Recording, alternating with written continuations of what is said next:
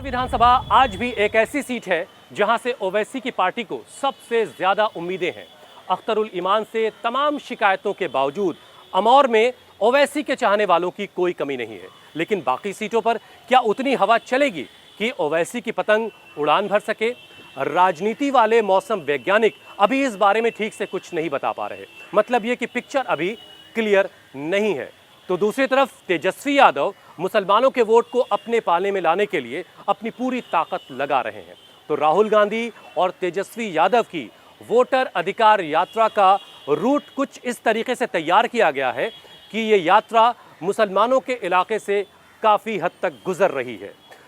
और रहमानी खानकाह में तेजस्वी राहुल का जाना भी ये संदेश दे रहा है कि महागठबंधन मुस्लिम वोटों पर अपना दांव लगा रहा है। तो अब सबसे बड़ा सवाल ये है कि क्या सीमांचल का मुसलमान भी उसी तरह से महागठबंधन पर भरोसा कर रहा है? यही जानने के लिए हम पहुंचे ठाकुरगंज सीट पर।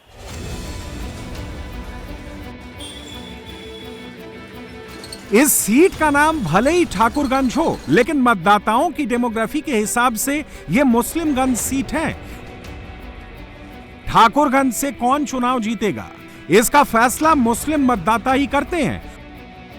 मुस्लिम बहुल सीट होने के कारण इस वक्त यहां का सबसे हॉट टॉपिक वक्फ संशोधन बिल है। इसके अलावा सीएए एनआरसी का मुद्दा भी ठाकुरगंज के मुसलमानों के दिमाग में है। इतना ही नहीं, जब प्रधानमंत्री मोदी और बीजेपी के नेता यहां आकर घुसपैठियों का मुद्दा उठाते हैं तो ठाकुरगंज के मुसलमानों को लगता है कि उन पर निशाना साधा जा रहा है।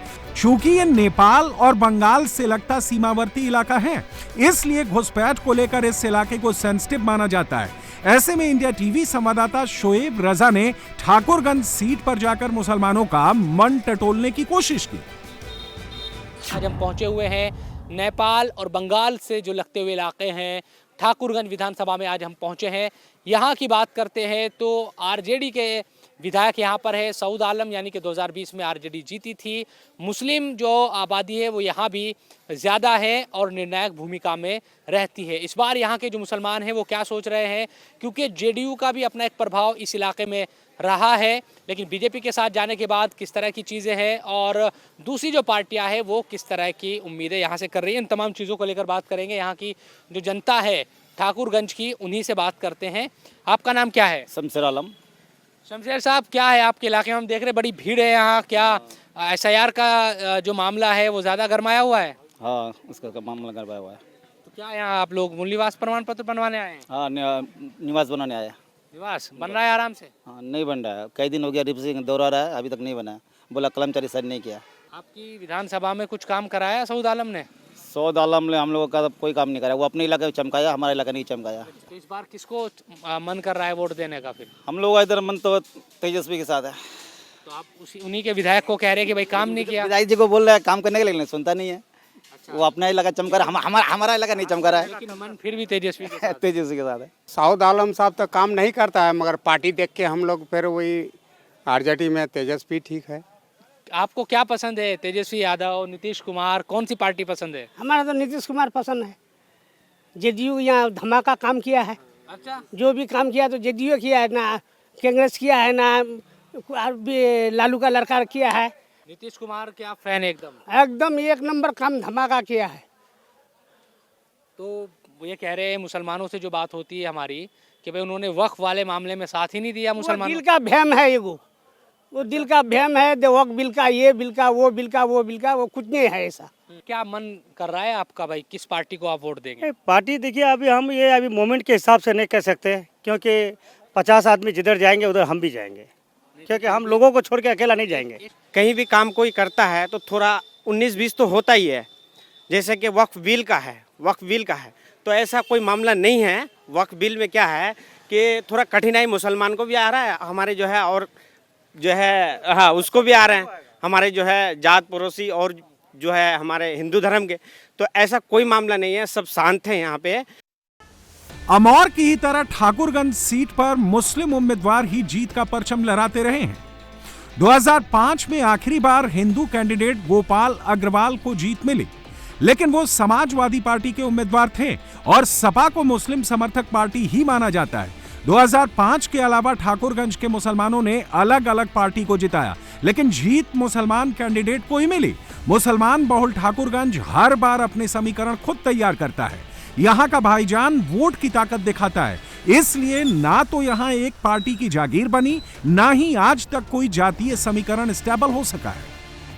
2020 विधानसभा चुनाव में आरजेडी को इस सीट पर 41.48%, जेडीयू को 11.46% और निर्दलीय कैंडिडेट गोपाल अग्रवाल को 29.08% वोट मिले। लेकिन 2024 के लोकसभा चुनाव में पासा पलट गया। कांग्रेस को इस सीट से 33.26% वोट मिले, जेडीयू कैंडिडेट को 34.20% वोट मिले। एआईएमआईएम ने 23% वोट लेकर इस सीट पर सभी को चौंका दिया। तो ठाकुरगंज विधानसभा हम पहुंचे हुए हैं आज और अलग अलग लोगों से बात कर रहे हैं। आपका नाम क्या है? जी अल्ताफ रजा। अच्छा अल्ताफ भाई, क्या करते हैं आप? जी मैं ग्रामीण प्रैक्टिशनर हूँ, वेटनरी ह्यूमन्स दोनों में हूँ। अच्छा ये बताएं कि क्या माहौल यहाँ पर लग रहा है इस बार? पिछली बार आपके यहाँ से आरजेडी ने जीत हासिल की थी, सऊद साहब ने, और इस बार क्या किस तरह का माहौल है? वही पार्टी अच्छी लगती है या जहन बदल रहा है? लोगों का अलग अलग ग्रुप चेहरा हुआ इस बार, कुछ कहा नहीं जाता इस बार। क्या आपको खुद क्या कौन सी पार्टी ऐसी लगती है कि भाई जो मुसलमानों के लिए बेहतर काम करती हो बिहार में?